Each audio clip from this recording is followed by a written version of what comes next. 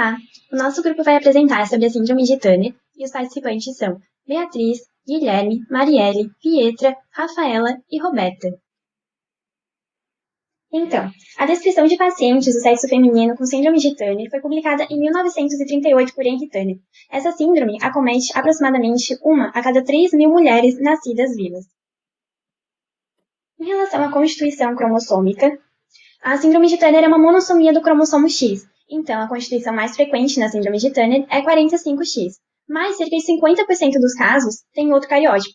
Aproximadamente um quarto das meninas afetadas tem cariótipo mosaico, ou seja, apenas uma parte das células é 45X. A constituição cromossômica é muito importante porque ela vai determinar diferenças nas manifestações clínicas da doença. Agora falando um pouco sobre o mosaicismo. Então, como eu mencionei anteriormente, um quarto dos casos são mosaicos. Quando uma pessoa possui uma anomalia cromossômica, essa anomalia geralmente está presente em todas as suas células.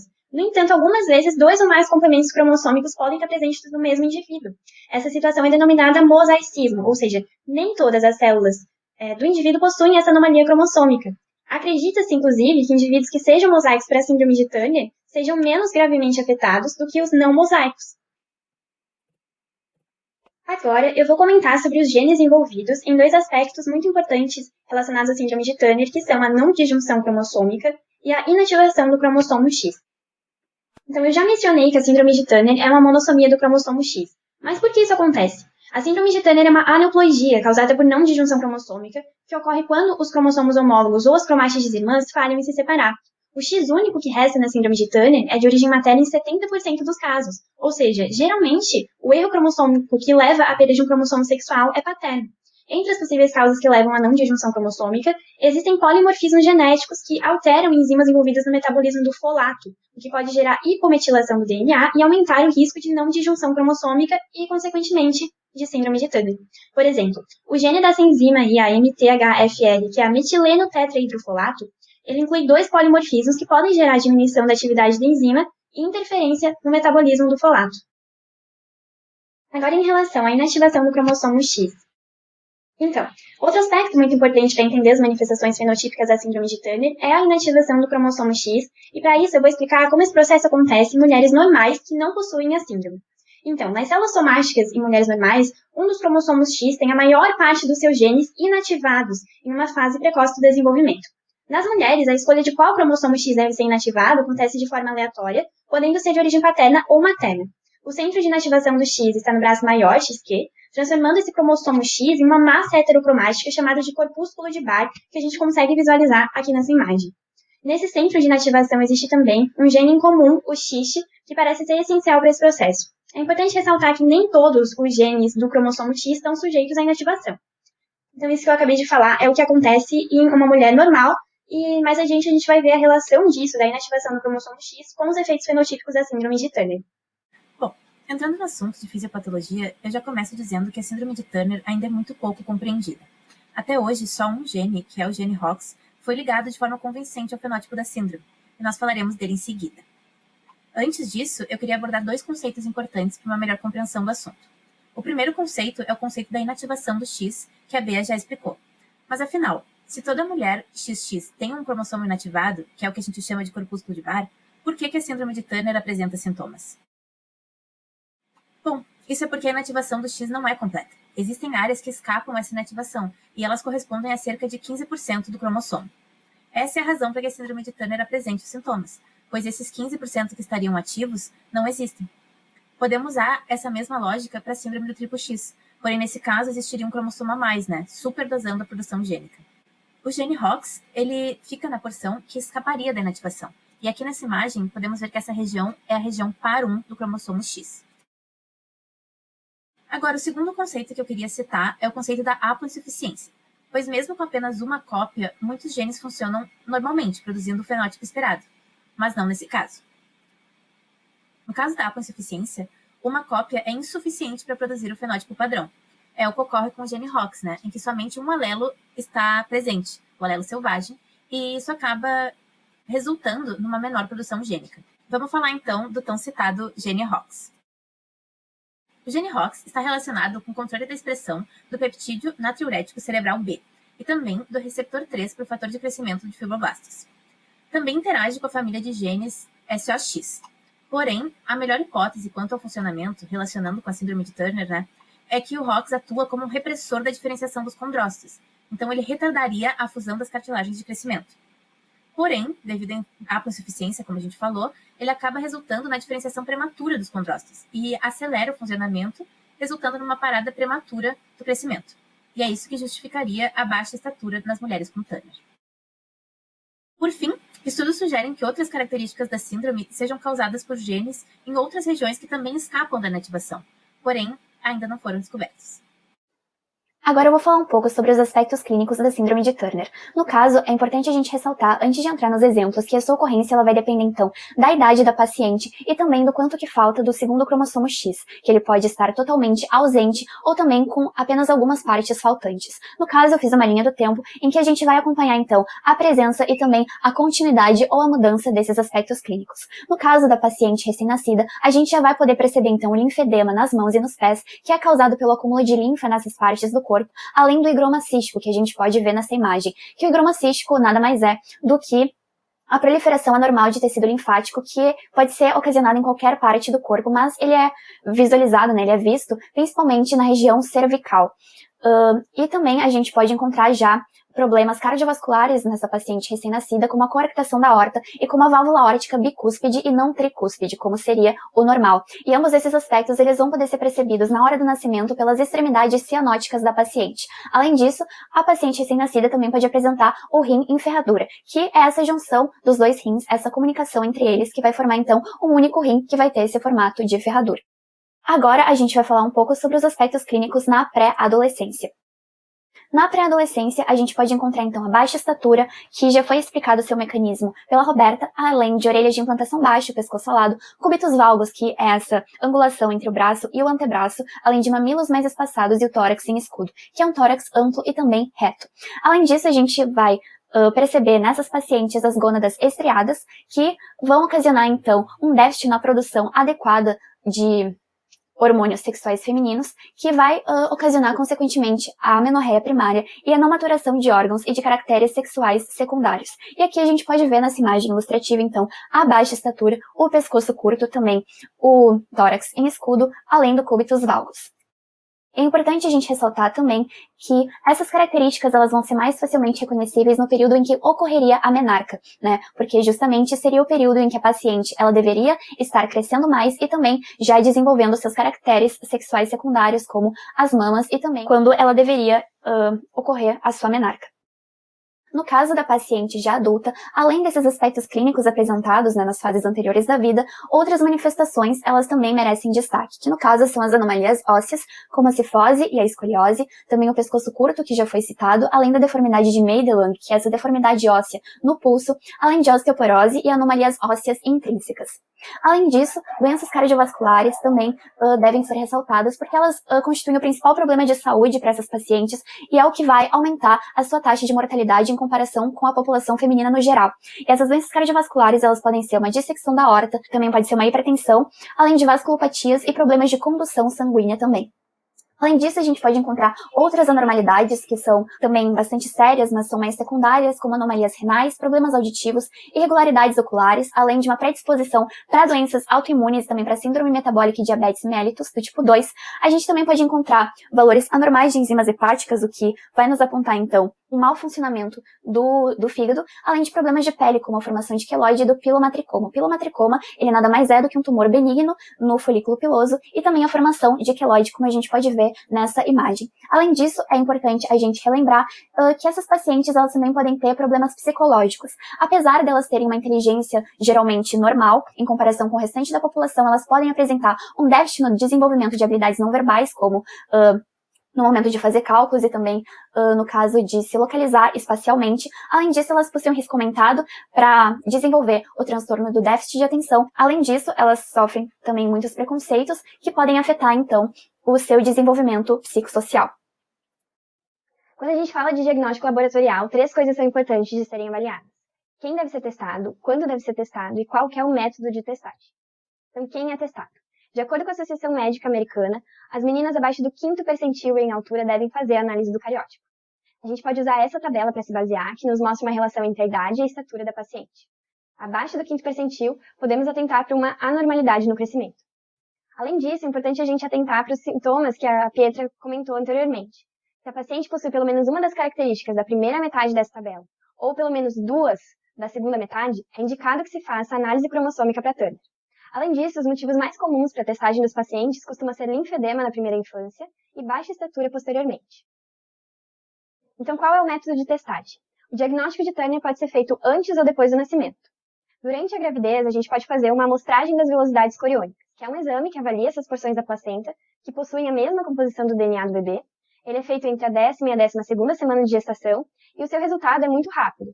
É inserida, então, uma agulha ou no abdômen ou no cérvix uterino da gestante para coletar essas células e, posteriormente, elas são cariotipadas.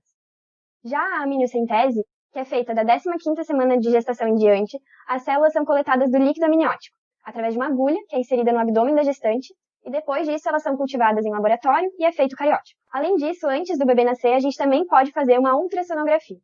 Nela, alguns achados são bem relevantes para Turner, como o higroma cístico, hidropsia fetal, defeitos cardíacos, aumento da translucência nucal, anormalidades renais, fêmur curto ou edema subcutâneo. O diagnóstico mais comum é feito depois do parto. Ele pode ser feito por uma análise citogenética, que vai analisar os cromossomos, molecular, que vai analisar o DNA, ou por testes diversos que vão acompanhar as anormalidades associadas ao Turner. Dentre esses testes, o citogenético, a gente tem o padrão ouro, que é o cariótipo. O cariótipo ele vai avaliar o tamanho, o formato, o número dos cromossomos. E no caso da paciente de Turner, avalia-se a presença ou não dos cromossomos sexuais X. Isso pode ser feito usando células mononucleares do sangue periférico, como linfócitos, fibroblastos, células epiteliais da bexiga ou da mucosa da boca. Se o bebê tiver o cariótipo testado antes do nascimento, é importante repetir esse exame no parto. Afinal, pode se tratar de um teste falso positivo. O FISH é uma técnica citogenética molecular, é usado para identificar possíveis mosaicismos, que é quando a gente tem uma suspeita clínica, ou seja, existem sintomas, mas o cariótipo é normal, 46XX. Nesse caso, são usadas sondas, pequenos pedaços de DNA que são marcados com essas substâncias fluorescentes. Isso pode ser feito com a célula em metáfase ou em intérfase e a gente precisa de, no mínimo, 30 células. E, por fim, a gente pode fazer uma análise cromossômica por microarranjo, que é um exame que vai avaliar o genoma inteiro e possíveis aumentos ou diminuições dos cromossomos. Quanto aos testes moleculares, podem ser investigadas variantes de interesse, deleções, duplicações, sequenciamento de toda uma região codificadora ou detecção de homozigose que se torna muito relevante para o caso da Turner.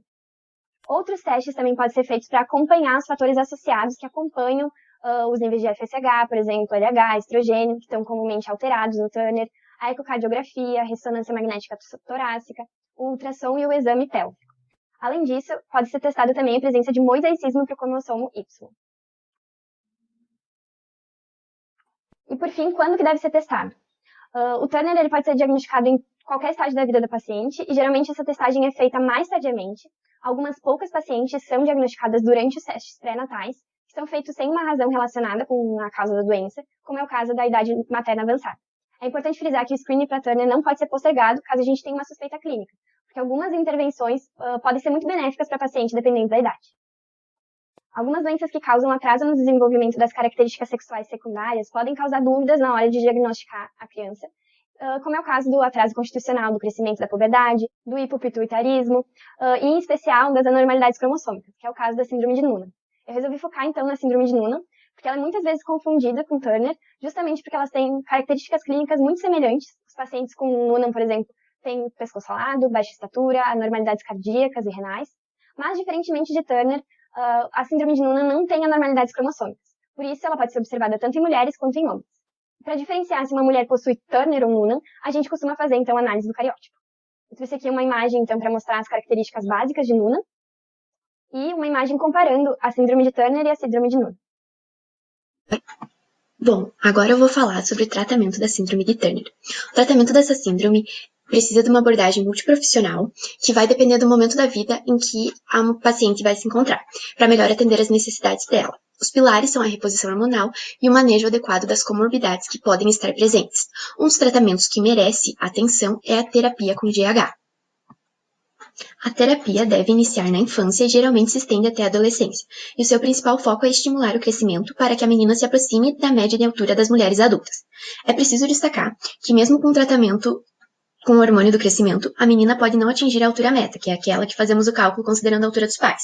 Mas estudos mostram que elas podem crescer de 7 a 12 centímetros a mais do que cresceriam sem o tratamento. Eu também gostaria de pontuar que a maioria dos pacientes com síndrome de Turner não tem uma deficiência de GH, mas aumentar os níveis com tratamento exógeno melhora a altura final. E essa é uma das razões para que o tratamento só inicie quando a menina estiver abaixo do percentil 5 da curva de crescimento, pois é aí que precisa ter uma interferência externa, porque é quando os níveis endógenos já não são mais suficientes para promover o crescimento mínimo. Esse tratamento precisa ser muito cuidadoso em suas doses, porque podem ter malefícios se não for nas dosagens corretas. Assim, o tratamento precisa ser reavaliado a cada 3 ou 6 meses. E a interrupção vai acontecer quando a estatura final for alcançada ou quando a idade óssea for superior a 14 anos. Outra terapia que merece destaque é reposição hormonal feminina.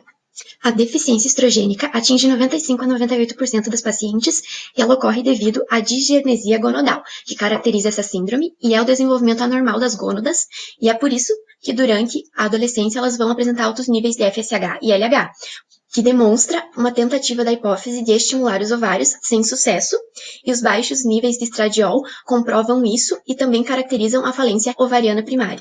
Sem o estrogênio, o desenvolvimento das características femininas fica prejudicado, e é aí que vai entrar a reposição hormonal feminina, com foco em induzir a puberdade, a primeira menstruação, desenvolver e manter características femininas, como os seios e o desenvolvimento do útero, o que vai poder possibilitar uma gravidez através da fertilização in vitro, já que geralmente as pacientes com síndrome de Turner não têm oócitos viáveis.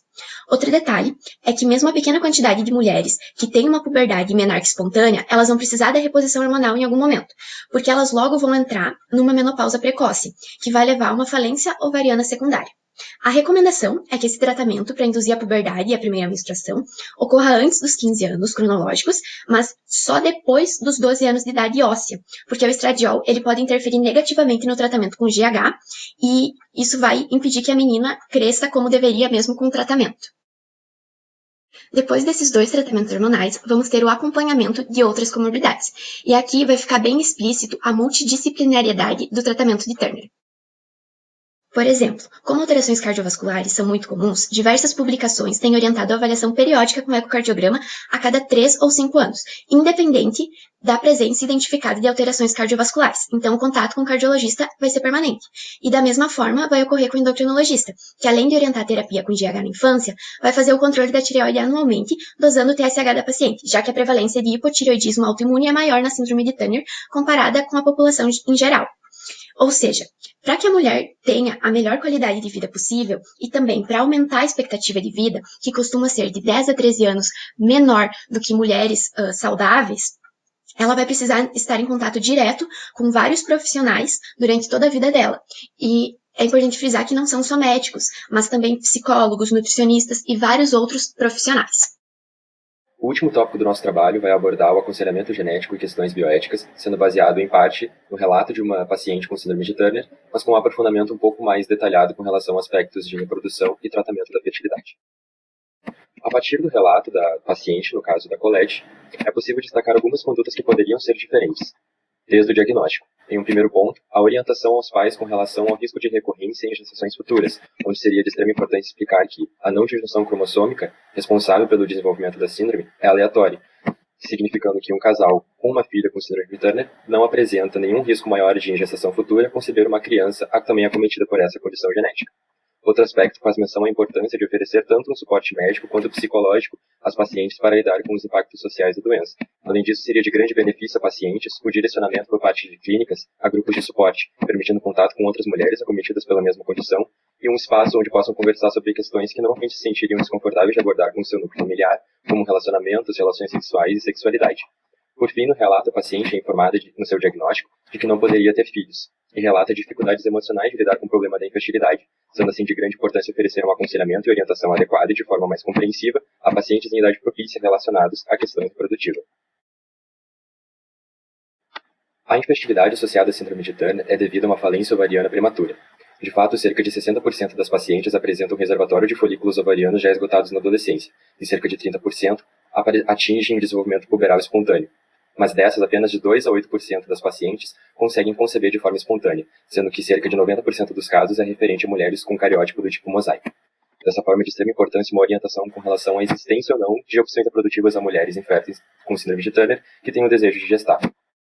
Tais opções reprodutivas recaem sobre as tecnologias de reprodução assistida, mais especificamente da fertilização in vitro, pode ser com ócitos doados ou com ócitos autólogos próprios da paciente, sendo estes vinculados a gestações com maior risco de abortamento espontâneo e anomalias cromossômicas fetais.